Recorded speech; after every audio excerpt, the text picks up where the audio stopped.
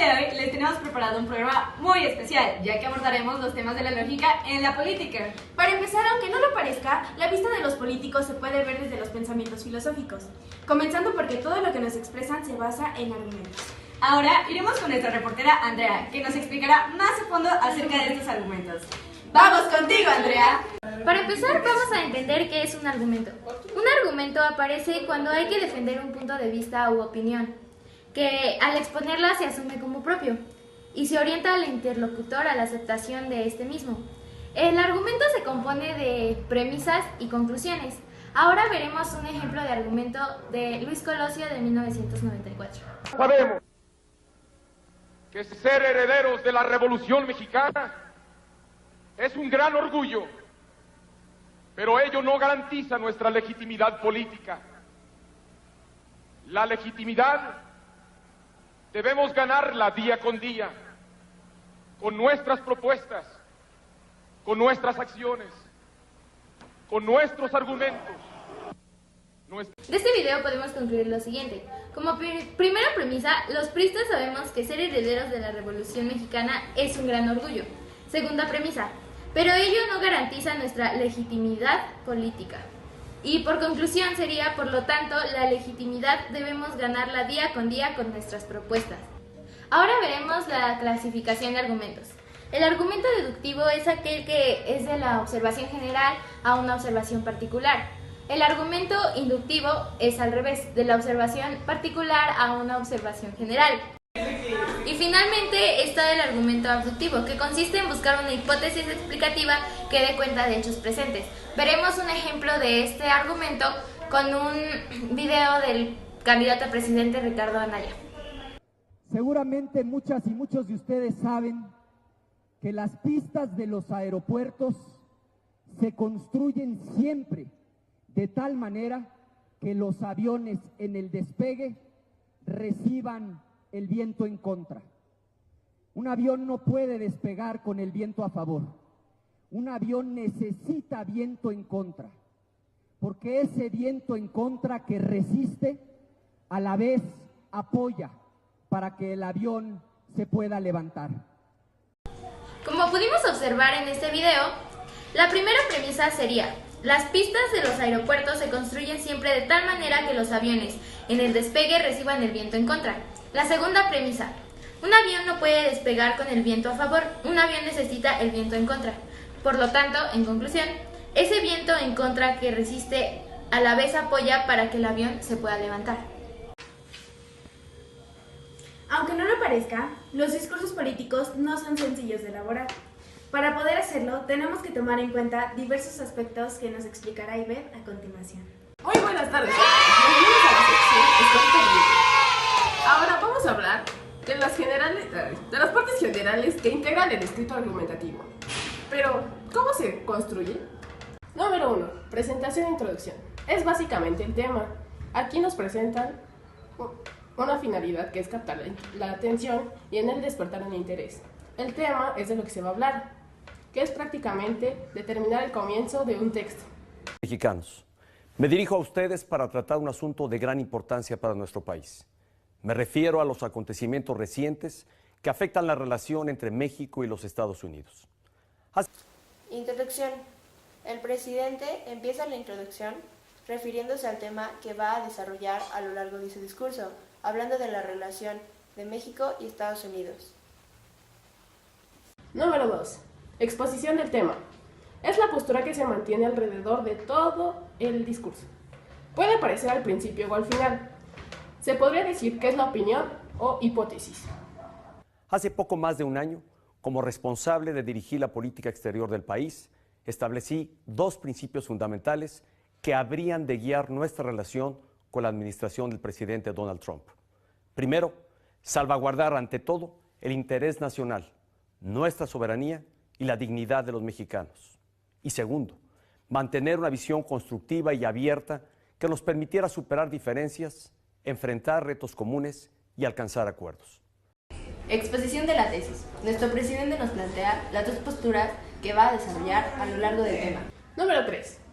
Cuerpo argumentativo y antítesis. Se trata bien de justificar la tesis. con la presentación de pruebas y argumentos variados, refutar la tesis al contrario o admitir algún argumento contrario con la contraargumentación.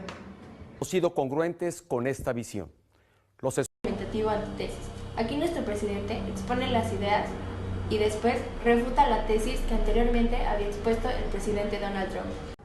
Y finalmente, el número 4, que es la conclusión. La conclusión es volver a retomar los puntos principales y las partes más relevantes del expuesto, y se insiste en la posición argumentada adoptada. La certeza de que nada, ni nadie, está por encima de la dignidad de México. En la conclusión, retoma las ideas principales y hace una pequeña reflexión acerca de las decisiones que se van a tomar.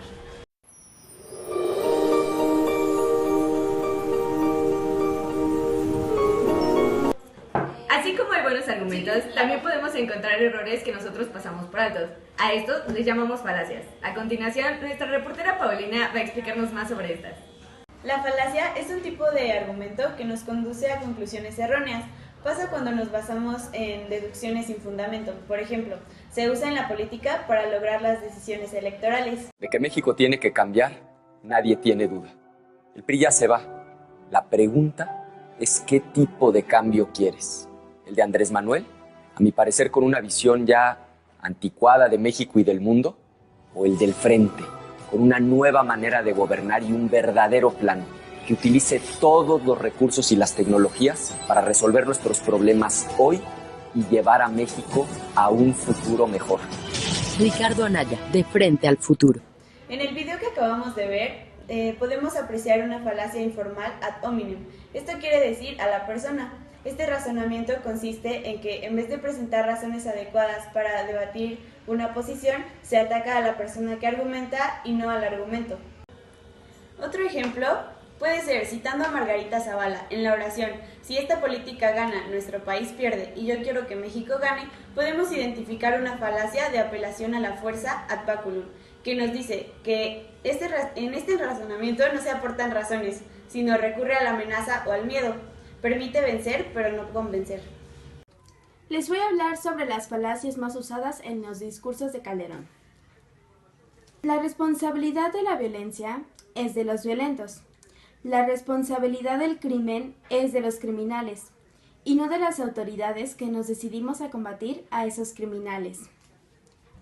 ¿A quién hubiera querido decir que la responsabilidad de la violencia es de los violentos?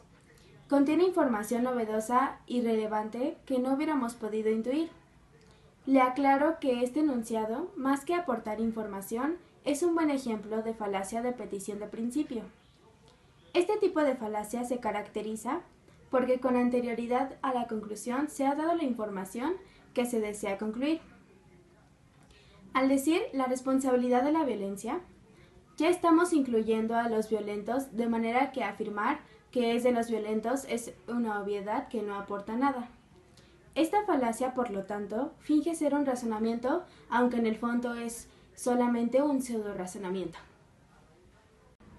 Otro ejemplo de falacia es: la razón principal, la causa principal de nuestro esfuerzo, son los ciudadanos.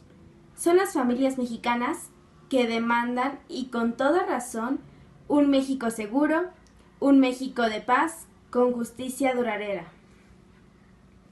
No hay discurso que verse sobre la seguridad en el que Calderón no repita que todos los mexicanos queremos más seguridad, como si no lo supiéramos. Y aunque no lo diga así, lo que trata de decir con esas palabras es que la mayoría pide más seguridad. He ahí una falacia ad populum, o por lo que todo el pueblo dice. Dicho tipo de falacia son incorrectas, porque el hecho de que la mayoría afirme o pida algo no quiere decir que eso es lo correcto. La mayoría de las personas afirma que el aguacate es una verdura, pero eso no hace que dicho razonamiento sea cierto. El aguacate es una fruta. En otras noticias, el candidato a la presidencia, Ricardo Anaya, critica duramente a Andrés Manuel López Obrador acusándolo de corrupto. Vamos a ver este video. que se vea qué es lo que cada quien sostiene. Qué pena que no vino Andrés Manuel, o sea, sí creo que es fundamental. ¿Por qué le tiene miedo al debate? Este tipo de debates, pero bueno, pues así son las cosas. ¿Pero qué le habrías dicho a Andrés si hubiera venido? Muchas cosas, tendremos que contrastar pues lo que nosotros hemos hecho con sus políticas públicas cuando fue jefe de gobierno, pues todas las inconsistencias que tiene su 3 de 3, esta idea de simular en donde es como si yo pongo todos mis bienes a nombre de mi esposa y de mis hijos y al día siguiente salgo a decir que no tengo absolutamente nada. Parece que el señor simula. El problema es que a él no le gusta el contraste de ideas porque tiene justamente miedo a que se le enfrente de manera directa. Pero bueno, en su momento nosotros hemos hecho una propuesta de cambiar la ley. Claramente está injuriando a Andrés Manuel López Obrador al decir que al pasar todos sus bienes a nombre de su familia, él queda absuelto de todos los beneficios.